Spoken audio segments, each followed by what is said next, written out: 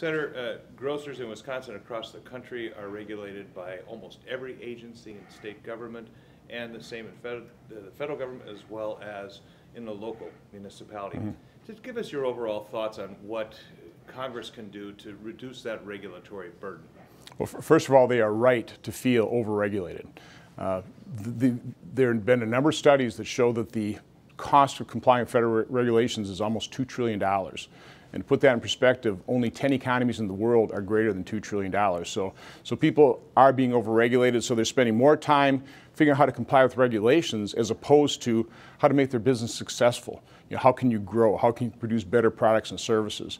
What we need, quite honestly, is we need political leadership. And unfortunately, President Obama, in a meeting with the leader McConnell, said that regulatory reform was off the table, wouldn't even consider it.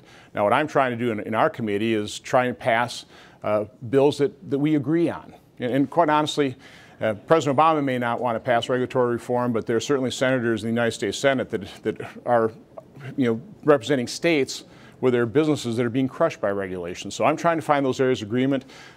This week we're going to be marking up a piece of legislation to try and reduce the permitting time, so businesses can actually start building and expanding, and that would be a good thing. So again, from my standpoint, what I'm trying to do is I'm trying to find those areas of agreement.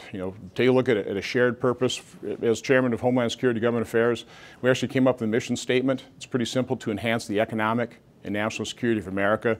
And regulatory reform is certainly one of those areas. If we can get meaningful regulatory reform, reduce that burden, that would certainly enhance the economic security of this country. You mentioned the president is the impediment to a lot of things. Tax reform is another big issue for small businesses and grocers as well. Any, light at the end of the tunnel at some point that Congress could start to work on? Yeah. Well, again, unfortunately, President Obama, what he said, if you want to start discussion on tax reform, Senator Harry Reid, the former majority leader, fortunately now he's minority leader, said you got to start with a $1 trillion tax increase.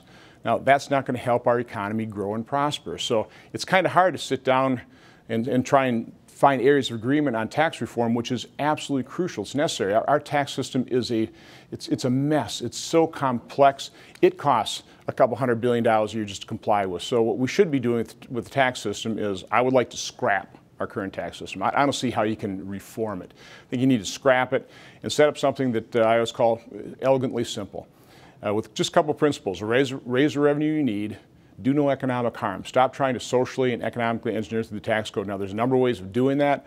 I think, quite honestly, it's probably about the only type of tax reform that has any chance, because if we start doing kind of like a 1986 tax reform again, there's so many different moving parts. There's so many individuals and businesses and organizations that have set up a business model based on the current tax code.